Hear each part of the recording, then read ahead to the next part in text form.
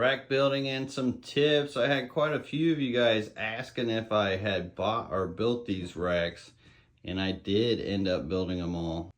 So real quick, these are actually just 2x4s that I stained and then put a enamel on and made sure it was exterior, that way it would just last forever in here. And I did double up on the long way, so everything's cut to fit, the height, the length, and the depth. And I usually go in between each tank, as you can see. It's supposed to line up between each one, so there was support up underneath. And the reason why I double up the long side is so that it doesn't sag over time.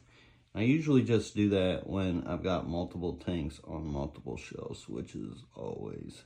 Usually I'll use plywood for the bottom part, but I actually use Luan for this because I didn't have much height between my tanks. Now that's a pretty tight spot. I usually try to go at least 8 to 10 inches between the tank and the bottom height. That way it's easier to get into. And yes, they are just screwed in. So I use exterior decking screws to screw these in. I know some people will dado joint where they'll bring it out into this wood and all that, but kind of hard to do if you want to double it up for the long row for a lot of tanks for a long span. These exterior screws are meant to hold human beings on decks that put tons of weight on them. I've been doing it for a long time. There's 4 in each space. So these are built to last.